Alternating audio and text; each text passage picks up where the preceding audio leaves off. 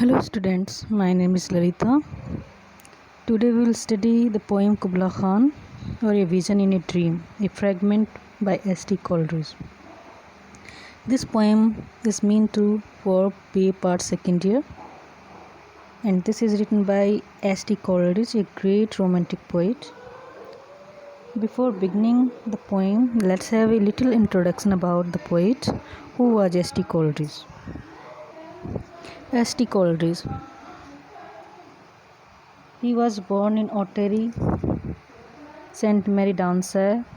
He went to Christ Hospital School in London and studied at Jesus College. He married Sarah Africa. Though he did not love her, he was an English lyric poet, philosopher and a critic. His lyrical ballads, written with William Wordsworth, started the English Romantic movement. He left France and went to Germany, where he studied philosophy at Göttingen University and mastered the German language. At the end of 1799, Coleridge fell in love with Sarah Johnson, the sister of Wordsworth's future wife, to whom he devoted his work. In 1816, Kubla Khan was published, and it is said it was inspired by a dream vision.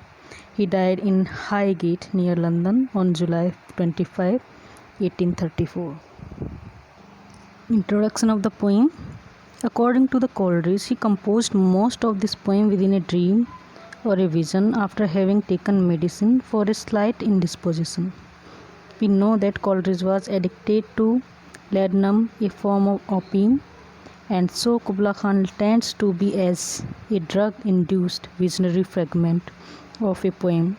Coleridge said he wake up with 200 or 300 lines of poetry fully formed in his head, but after writing down some of them, he was interrupted and could not recapture his intense creative vision. ऐसा माना जाता है कि Coleridge को बचपन में pneumonia हो गया था और जिसके कारण वो अफीम को मेडिसिन के रूप में लेते थे और धीरे धीरे ये उनका एडिक्शन बन गया। अफीम लेना उनकी एक आदत हो गई थी और ऐसा कहा जाता है कि जो पोइम है कुबला खान वो भी एक आउटकम है उनकी अफीम का, या उन्होंने अफीम लेके जो उन्हें नींद आई उसके बाद जो उन्होंने विज़न या ड्रीम देखा तो उसका परिणाम ये पोइम कुबला खान है। और बीच में ही ये पोइम इंटरप्ट हो गई किसी इंट्रूडर के कारण, क्योंकि जब वो पोइम लिख रहे थे तो सडनली किसी ने उनका दरवाज़ा खटखटाया और जब वो उनसे मिलने गए उसके बाद वापस लौट के आए तो वो अपनी कविता का पूरा जो भी विज़न उन्होंने देखा था वो भूल चुके थे। इसलिए ये पोएम एक फ्रेगमेंट भी है, यानी कि ये इनकम्प्लीट पोएम है। Kubla Khan a Mongolian leader in the 13th century conquered China and built a lavish palace known as जांडू। कुबला Khan एक मंगोलियन शासक था। उन्होंने जांडू में एक बहुत ही लेविश और स्टेटली प्लीजर प्लेस क्रिएट किया था या बनवाया था। The first 36 line of the poem focus on Kublai Khan and his creativity, and we could see the whole poem as dealing with the power of artistic creation.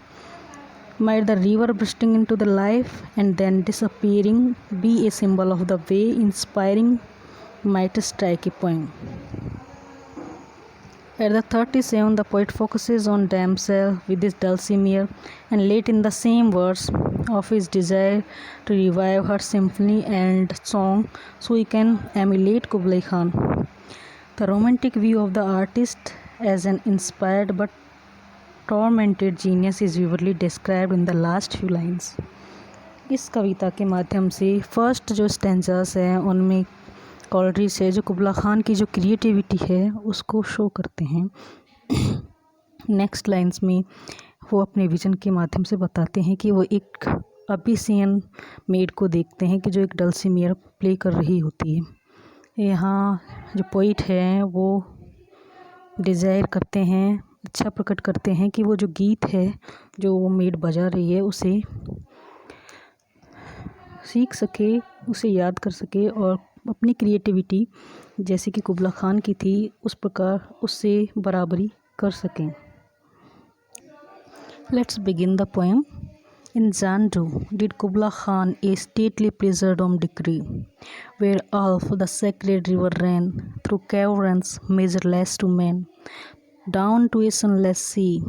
So twice 5 miles of fertile ground, with walls and towers were girdled round, and there were gardens bright with sinuous rills, where blossomed many an incense-bearing trees, and there were forests ancient as the hills, and folding sunny spots of greenery.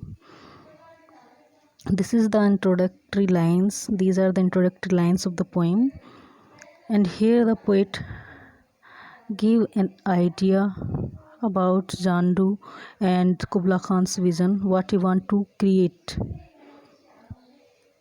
Kubla Khan wanted to create an earthly paradise on earth, and where? In Jandu. Jandu was a name of a place.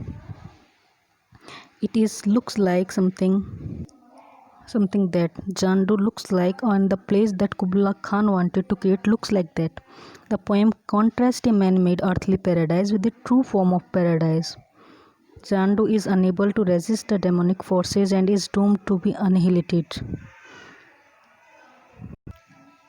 Jandu ya Sangdu in China, summer capital of Kubla Khan, who was the founder of the great Mongol dynasty. It is 180 miles north of Beijing. Kubla Khan built a great garden of delights with a pleasure dome at the center. Soldiers were drugged and convinced that they were waking up in paradise, thus happily fight in the emperor's battle. Here is a picture of Kubla Khan, and I have shown you the picture of the palace which Kubla Khan wanted to create. Let's read the passage again and have a clear meaning of it. In Zandu, I have shown you the picture. Kubla Khan, a stately pleasure-dome decree. जानडू में कुबला खान एक stately means भव्य, pleaser means बहुत ही ज़्यादा आरामदायक और प्रसन्नता प्रदान करने वाला, प्लेस डोम मीन्स घर या निवास स्थल बनाने का आदेश देता है। वेयर अल्फ द सेक्रेड रिवर रैन, जहाँ अल्फ एक सेक्रेड रिवर जो कि एक इमेजनरी रिवर है जिसका कोई नाम नहीं है वो बहती है। रैन थ्रू कैवरन्स, और जो नदी है जिसका नाम अल्फ है वो बहुत ही गहरी गुफाओं में होकर बहती है। और गुफाएं कितनी गहरी है? Measureless to man down to a sunless sea, इतनी गहरी है कि मनुष्य के लिए मेजर लेस है कि मनुष्य उन्हें माप नहीं सकता। डाउन टू ए सनलेस सी, और इतनी गहरी है कि वो सनलेस सी जहाँ सूर्य का प्रकाश नहीं पहुँच पाता है। So twice 5 miles of fertile ground with walls and towers were girdled round, and there were gardens bright with sinuous rills, where blossomed many an incense-bearing trees, and here were forests ancient as the hills, and folding sunny spots of greenery. In these lines, we clearly see the imagination and alliteration in several lines. So twice 5 miles of fertile grounds. So twice 5 miles of fertile grounds with walls and towers were girdled round. So twice 5 miles, it means लगभग 10 miles की दूरी तक जो fertile ground है, जो उपजाऊ भूमि है, उसमें with walls and towers were gilded round, उसमें चारों तरफ एक पैलेस का जो घेरा होता है या चार दीवारी होती है वो बनाई गई टावर्स के द्वारा और वॉल्स के द्वारा। And these were gardens bright with sinuous and there were gardens bright with sinuous rills, और उसके आसपास जो भूमि जहाँ उन्होंने टावर्स क्रिएट किए हैं, जहाँ महल की चार दीवारी बनाई है, उसके चारों तरफ गार्डन है ब्राइट विद सिनुअस रील्स, और वो गार्डन बहुत ही सुंदर और भव्य हैं विद सिनुअस रील्स, और उन गार्डन के आसपास लहरदार घुमावदार रील्स हैं। रील्स मीन्स छोटी नदियाँ या नाले बने हुए हैं। Where blossomed many and incense bearing trees, और उस गार्डन के आसपास, उन रील्स के आसपास बहुत सारे blossomed many and incense bearing trees, बहुत सारे फ्लावर्स, खुशबूदार फ्लावर्स और पेड़ पौधे उगे हुए हैं। And here were forests ancient as the hills and folding sunny spots of greenery, और यहाँ पे इतने ही प्राचीन फॉरेस्ट्स हैं या जंगल से जितनी प्राचीन ये पहाड़ियाँ हैं जहाँ पे ये पैलेस मज़दूर लोग बना रहे हैं, यहाँ पे जहाँ पे कुबला खान ने वो पैलेस बनाने का आदेश दिया है, वहाँ स्थित फॉरेस्ट इतना ही प्राचीन है जितनी की वो पहाड़ी है। And folding sunny spots of greenery, और उसकी जो जंगल है या जो एंशियंट जो जंगल है उसकी ग्रीनरी में हम यदा कदा या यहाँ जहाँ एनफोल्डिंग सन स्पॉट्स जो सूर्य के प्रकाश की जो रोशनी होती है वो देख सकते हैं। यानी कि घने जंगल में सूर्य का प्रकाश बहुत रेयरली पहुँच पाता है, तो जहाँ जहाँ कहीं पे टहनियों को थोड़ी सी जगह मिल जाती है वहाँ नीचे होके सूर्य का प्रकाश वहाँ पहुँच पा रहा है। तो ये था आपका पहला स्टैंजा। इसमें कोलरिज है जो अपने विज़न को क्रिएट करते हैं। इसमें इस पोएम में सुपरनेचुरलिज्म भी आएगा, वो हम आगे की जो पैसेजेस हैं उनमें देखेंगे। किस प्रकार कोलरिज सबसे पहले अपनी जो पोएम्स हैं उनकी एक प्रस्तावना या जो जिसे कहते हैं कि बिगनिंग क्रिएट करते हैं, और आगे हम नेक्स्ट स्टैंजा आप देखते हैं। But oh, that deep romantic chasm which slanted down the green hill athwart its cedron cover, a savage palace, as holy and enchanted as ever beneath the waning moon was haunted by woman wailing for her demon lover. A savage place as holy and enchanted as ever beneath a waning moon was haunted by woman wailing for her demon lover. And from this chasm, with ceaseless turmoil seething, as if this earth's fast, thick pants were breathing, a mighty fountain momentarily was forced, amid whose swift, half-intermitted burst, huge fragments vaulted like rebounding hail, or chaffy grain beneath the thresher's flail. And amid these dancing rocks at once and ever, it flunks up momentarily the sacred river. 5 miles meandering with a mazy motion, through woods and dale the sacred river ran, then reached the Severn, measureless to men, and sank in tumult to a lifeless ocean.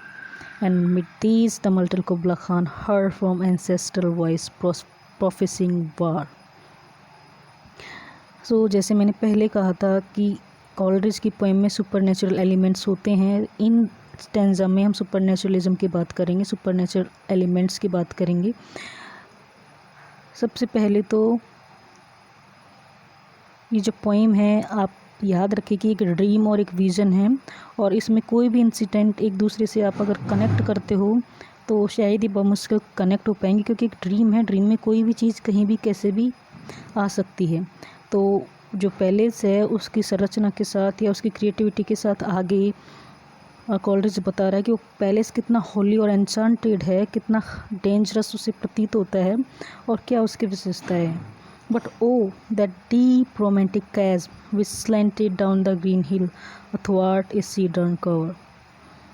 But oh that deep romantic chasm, एक बहुत ही गहरी कैस में एक high which slanted down the green hill, जिसने कि जो ग्रीन हिल है जो एंशिएंट फॉरेस्ट था उसके पास जो एंशिएंट हिल थी उसको 2 भागों में बांट दिया है। एथवार्ट ए सीडर्न कवर, उसके विपरीत दिशा में सीडर्न यानी देवदार के वृक्ष की पूरी लाइन बनी हुई है या पूरा जंगल उगा हुआ है, जिसने एक लाइन सी क्रिएट कर रखी है, उसे 2 भागों में डिवाइड कर रखा है। ए सैवेज प्लेस, कैसा स्थान है वो जहाँ पे कुबला खान अपना पैलेस बनाने का आदेश देता है, वो एक सेवेज प्लेस है, बहुत ही खतरनाक। As holy and enchanted as ever beneath a waning moon was haunted. As holy, वो इतना होली, यहाँ पे ध्यान देंगे तो आपको पता चलेगा सिमिली है Holi and enchanted. Holi means बहुत ही पवित्र, एंड एन्चांटेड अपनी तरफ आकर्षित करने वाला। As ever beneath a waning moon was haunted by women wailing for her demon lover. इतना होली और एन्चांटेड है जैसे कि एक वेनिंग मून या स्याही रात या पूर्णिमा की जो रात होती है उसमें जैसे ये कोई वुमेन है जो अपने डीमन लवर के लिए प्रतीक्षा कर रही हो, वेलिंग कर रही हो, रो रही हो। मैं आपको एक इमेज दिखाना चाहती हूँ डीमन लवर या उसकी जो प्रेमिका होती है उसकी, कि आप उस इमेजरी को क्लियरली अंडरस्टैंड कर पाएँ। डीमन लुक्स लाइक दिस, और डीमन के बारे में अगर आप पैराडाइज लोस्ट पढ़ते हैं तो उसके बारे में और विस्तार से जान पाएंगे। And the next imagery would be like something this. मैंने ये सारी पिक्चर्स गूगल से ली हैं। नेक्स्ट देखते हैं। And from this chasm with ceaseless turmoil seething, as if this earth is fast, thick pants were breathing. And from this chasm, जो ये गहरी खाई है जो कि एंशियंट हिल और फॉरेस्ट के बीच बनी हुई है, विद सीजलेस टर्मोइल सीदिंग, उस खाई में से विद सीजलेस टर्मोइल सीदिंग, एक सीजलेस टर्मोइल यानी कि बिना रुके एक बहुत ही अशांति की आवाज़ सुनाई दे रही है। As if this earth is fast thick pants were breathing, ऐसे प्रतीत हो रहा है कि जैसे पृथ्वी है, ये जो धरती है, इस कैस्म के थ्रू सांस ले रही है, बहुत गहरी गहरी डीप सांसें छोड़ रही है, ले रही है। A mighty fountain momentarily was forced, एक बहुत ही माइटी फाउंटेन, तेज़ और शक्तिशाली फाउंटेन है, मोमेंटली वाज फोर्स्ड, क्षणिक भर में या क्षण क्षण में बहुत तीव्र गति से फूटता है। Amid whose swift half intermediate burst huge fragments vaulted like rebounding hails, amid whose swift half intermediate burst, और उसके बीच में जब वो फंवारा फूटता है तो huge fragments vaulted like rebounding heels, जो ओले होते हैं उसके आकार के फ्रैगमेंट्स या टुकड़े या पत्थर है, बहुत तीव्र गति से ऊपर की ओर उछलते हैं। और चैफी grains beneath the threshers flail, और जिस प्रकार जैसे कि चैफी ग्रेन्स या थ्रेसर जो होती है उससे जो फसल के दाने गिरते हैं और उसके साथ जो भूसा उड़ता है, उस प्रकार ये इमेजरी प्रतीत होती है। उस प्रकार उस कैस्म से बहुत तीव्र फंवारा फूटता है और उसके साथ पत्थर हैं, पत्थर के टुकड़े हैं जो उड़ते हुए प्रतीत होते हैं या उड़ रहे हैं। And amid these dancing rocks at once and ever it flung up momently the sacred river, और इन सब चीज़ों के बीच में dancing rocks at once and ever, जो डांसिंग रॉक्स है या जो डांस करती हुई चट्टानें जो प्रतीत हो रही है या उछलते हुए जो छोटे छोटे टुकड़े हमें दिखाई दे रहे हैं, at once and ever it flung up momently the sacred river, इनके बीच में से जो सेक्रेड रिवर है वो बह रही है। यहाँ पे नेक्स्ट है जो रिवर की विशेषता बताता है। Coleridge 5 miles meandering with a mazy motion, इस पूरी लाइन में एलिट्रेशन का यूज़ किया गया। 5 माइल्स, कितनी लॉन्ग है वो रिवर, 5 माइल्स, मीएंडरिंग मीन्स घुमावदार विद ए मेजी मोशन, जो पूरी नदी है 5 माइल्स जो फर्टाइल ग्राउंड है उसमें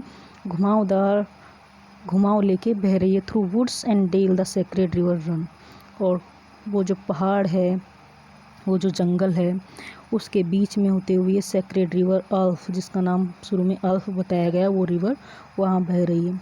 then reached the cavern measureless to man, और उसके बाद जो गुफाएं हैं, जो घाटियाँ हैं, गहरी घाटियाँ जो कि मेजरलेस टू मैन है, जो जिन्हें मनुष्य माप नहीं सकता, उसमें जाके वो गिर रही है, उसके पास वो पहुंचती है। And sank in tumult to a lifeless ocean, और उसके बाद सीधे लाइफलेस ओशन कैसा है, लाइफलेस जो निर्जीव माना गया है, उसमें जाके एक टमल्टल के साथ या अशांति के साथ या बहुत तेज़ आवाज़ के साथ उसमें गिर रही है। And amid these tumult Kubla Khan heard from far ancestral voice prophesying war, और इसी टमल्टल के बीच, इसी अशांति के बीच कुबला खान, जिसने उस प्लेजरडोम का डिक्री या आदेश दिया है, वो आवाज़ सुनता है, या उसे अपने सबकॉन्शियस माइंड में ऐसा प्रतीत होता है कि वो किसी आवाज़ को सुन रहा है, जैसे कि उसके एंसेस्टर्स हैं उसे प्रोफेसिंग या कोई भविष्यवाणी कर रहे हैं कि शीघ्र ही कोई युद्ध या वार होने वाला है। This is part first of Kubla Khan. Next part we will see later. Thank you.